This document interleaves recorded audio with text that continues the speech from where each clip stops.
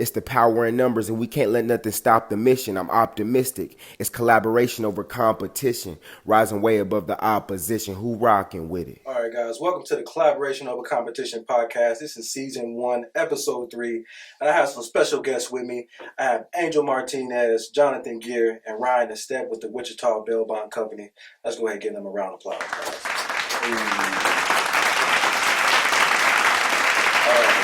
It's a pleasure to have you guys on the show with me. I know it takes a lot to take the time out of your guys' day. I know you guys are busy businessmen. With the bail bond industry, I know that phone's always ringing. So I first off want to say thank you guys for taking the time out your day to come sit here with me today. To start off the interview, I kind of just want to let the listeners know, if you guys can let the listeners know where they can get in touch with your business or you personally. Like I said, we want to let people, get in touch with you if they need to, if they have any questions after this podcast. So if you guys can just let the listeners know where they could possibly find your business or your ad names personally. You can go to our website, www.wichitabonds.com. We are Wichita Bonding Company. You can Google that. You'll find our phone number, our website, our address all on there. Okay. Address is 716 West Maple, Wichita, Kansas, 67213. We are right next to the Wind Surge Stadium in Delano. You can also find us on all media outlets, Twitter, Instagram, Facebook, LinkedIn, and I don't personally have this one, but TikTok. There's another one that we have. That's where you can find us at. I'm personally Ryan Estep. Been in the business about 6 years. Okay. I'm John Gear. Been in the business about 2 years. Yeah. Angel Martinez. I've been in the business going on 4 years now. All right. Well, like I said, thank you guys for stopping by. I know we met before, but this is our first time actually sitting down and having a conversation. So I wanted to kind of get to know you guys a little bit more personally before we kind of get into the introduction of what led you guys into the bail bond industry. So I don't know who wants to start, but if you guys can kind of just give me a little background. Are you guys from Wichita? What's some background on you guys? Yeah. Born in Texas, moved to Kansas City. Been here since I was 9 years old. Okay. In Wichita, Kansas. So my roots are here. And I'm in this position to be a bondsman because of the stuff that I've went through in my life and the opportunity to be able to give back to those who definitely had a struggle and definitely come from poverty and those that come from addiction, those that come without family, without mom, without dad, being in another system myself, lucky enough to never catch a felony, and be able to get in this position. At the end of the day, I wanted to be a corporal in the back of the jail, and obviously I was denied that opportunity, and by God's grace, I was able to get into this industry, and it's made the biggest impact on my life, but to be able to see other people's lives has changed has truly been a blessing. That's dope. What about you, John? Yes. Started out, lived in Texas, left when I was 4. Mother was a single mother, raised 3 boys. What part of Texas, if you don't mind me asking? Arlington. That's where I'm from, too. Yeah. Okay. Yeah. Agtown. Yep. Okay. And then so she raised us, got married. My dad had left when I was 4 and basically learned how to be a man through my brother. Lost my brother, was deep in heroin addiction, opiate addiction for 10 years, IV use, in and out of jail. And then me and Ryan, we grew up together and seen what he was doing. I got saved. In Texas? No, I got saved in Oklahoma. Okay. But yeah, we grew up together, met in Wichita. Okay. When we were younger, and just my story, my experiences help in the industry. It's I'm able to be relatable to people to when I look at somebody and say, man, I know where you're sitting at. Something you need in this industry as well. Yeah, absolutely. And so about to be married soon, got a little 8-year-old boy. Speak that into. Come on, Congratulations. man. They was gonna say it, man. They would have said it for me. Congratulations. What about you, Angel? I guess the only real one in the group, born and raised Wichita, Kansas, baby. No, man, I'm born and raised here. Come from a divorced family. I grew up right over off 3rd and Pyatt. Okay. Heavy gangbang neighborhood, junior boys, and Stuff used to go down over there big time. Yeah, is that the north side? No, that's Midtown. Okay. It's District 1. But then also, grew up on the north side. Parents being divorced, kind of grew up on both sides. Yeah. Was in and out of foster care my entire life. Ex-gang member. Ran the streets, been in the streets, know the streets. Very close in the streets. And I say that from my past, where I come from, and then also the work that I do now. Work with just about anybody who needs help. But advocating where I feel that there is a lack of representation. And what I mean my culture. Culturally, being a Latino, we didn't have the civil rights movement. We didn't have, our time is right now, and the awareness is just now coming through. Yeah. So being able to bring that fresh perspective and representation into an industry where predominantly you would see Caucasian bail bondsmen traditionally. I know that me and you had a conversation on something like that, just a lack of representation culturally. But ultimately, as a company and then personally as well, just being able to treat people like people. People need people, we're able to, outside of the color, we're able to relate on a different level that's circumstantial and situational to where, we can meet you where you're at. Yeah. Just happy to be in the industry, come from homelessness, come from all of that, man. And it is definitely a provider, but, Yeah, that's dope. Looking around, just doing a little research, I seen that your dad is Manny Martinez. Yeah. Okay, it's interesting because I know he was my high school football coach at South High my senior year.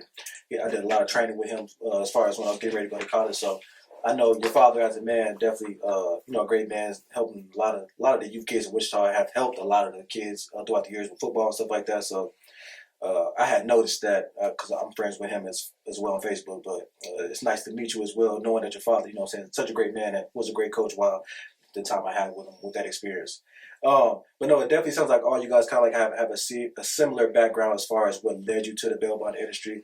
If we can kind of get into what actually, not what led you to the bail bond, not what led you into the bail bond industry, but what was your introduction? Like, when did that happen for you guys? How long have you guys been in the bail bond industry? I know you guys have started a new company, but being in the bail bond industry is not new to you guys. So if you guys could just start one by one, we can start with you, Angel. What was your introduction to the bail bond industry? What year? How did that happen? 2018. 2018 was a big year. I was doing a lot of community work. A lot of community work. I was just out there being introduced to mayors and city council members and chief of police and just different things, and just really breaking ground in those areas. And Ryan had seen and took notice of some things, and like, man, this guy would be a great asset to bring in something new and fresh to the bail bonds. Like, this is the type of representation bail bonds need, as opposed to the gung ho, I'm gonna put you in jail, I have control over your life, bail bondsman.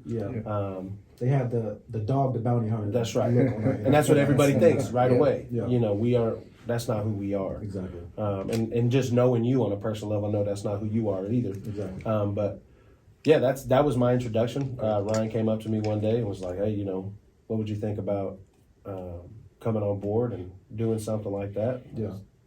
I was like, yeah. And then he talked it over with the owner of the company that was there at the time, and they brought us, my wife, and into having dinner, and That's dope. So a friend kind of brought you into this. As far I know, you were involved in the community, but having a friend close who was already in the bail bond industry kind of led you to this. Yeah. Okay, so it looks like it started with you, Ryan. So before we get to Jonathan, I want to come to you. So it looks like it started with you as far as being the first one in the bail bond industry out of the three. I guess we'll learn if not with Jonathan. But what year did that happen, and what did that look like for you? Man, it's 2015. Okay. I had just came out of my last relapse, basically. I did drugs for 7 years. I was homeless, hopeless, lost my family, destroyed every bridge. Got out, got into recovery, got into school right away and started working on my business degree. Cool. I think at first I was just doing it for the money, to be honest. Like, hey, how can I get, that grant money. That's the crazy part. And then what a blessing that came to my life, being able to get in and get into working on my associates and business administration and marketing. And At Star Lumber, I met this guy. He was an owner of a bail bonds business. He was working with a couple other bail bonds companies at the time, and I just kept pressing into him. At the time, he was kind of mentoring and walking with me, and I would just come around. I'd keep myself relevant. I'd be around there, and I was just hungry. I wanted to be a part of the criminal justice system somehow because it was just intriguing to me, and I knew that there were people there's some people in it that, like he said, there's power and control when it comes to all facets of what the criminal justice system looks like. Yep.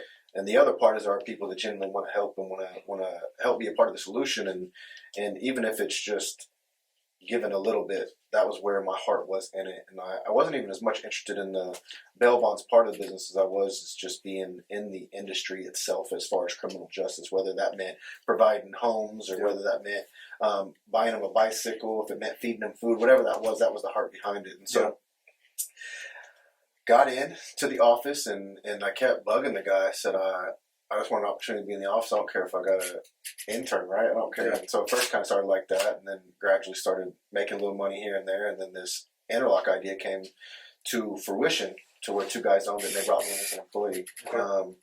So I worked there from the ground up, getting that business off the ground with 0 clients, marketing, advertising, doing that all. The following year, I think I went to one of them and said I want to buy the other owner out. And all I had been doing during that time was kind of just saving. And so bought one of the owners out. And at that time, the primary guy that originally brought me in, me and him partnering owners in that business. And I just kept bugging him, what about being a bail bondsman? Obviously, I was around the clock at the time. I was single, having a relationship with my daughter's mom and my daughter. But I had the capacity to work around the clock for the most part. So I just got in and started doing it nonstop. And they saw that. And so they got me up to be a bail bondsman, sent the applications. I told them at the time, I said, I don't even know if I'll be approved. I don't know what's hanging or lingering out there that I don't know about. So got in, I got up in Sedgwick County. And then I got up in the city of Wichita to become a bail bonds agent. And from there, just I was around the clock 24/7. They needed a face to a business that they had not been marketing or promoting. There was another business there at the time that they were promoting all the time, and that was the main bail bonds industry in Wichita at the time. And so I got the opportunity to be a part of that bail bonds business and help facilitate it to be where it's at today in regards to really the amount of work that's been done in the community for that. And 3 years going on 24/7 around the clock nonstop.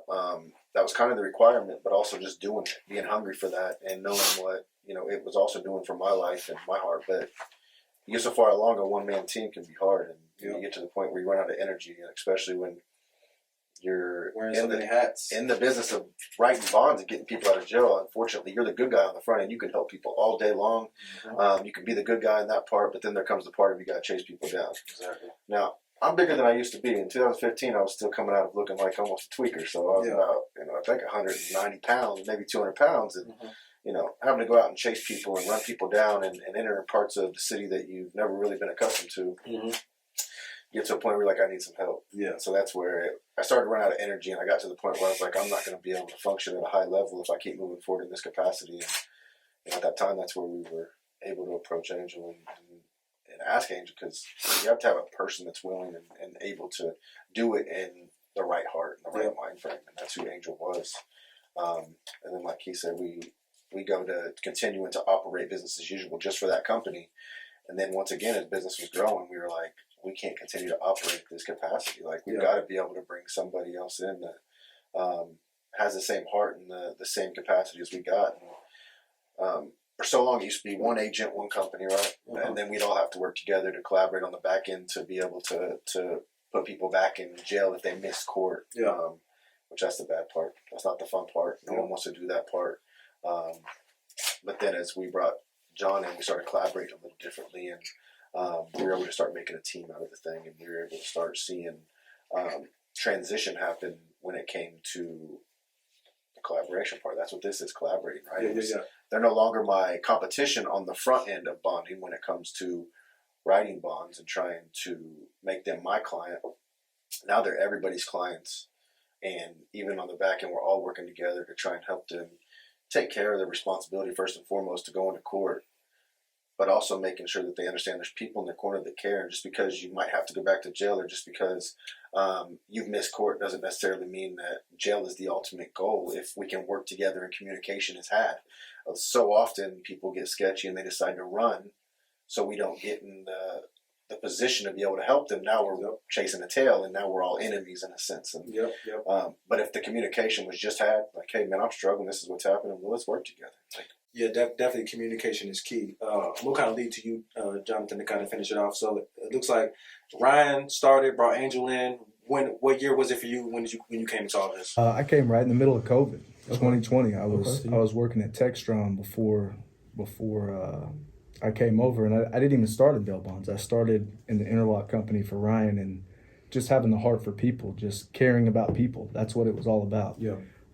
He had built that company, got another guy in there. That guy needed help, so just coming in, and the ultimate goal was Bail Bonds. The ultimate goal was moving away from interlock and helping this other business grow so that we could collaborate. Yeah.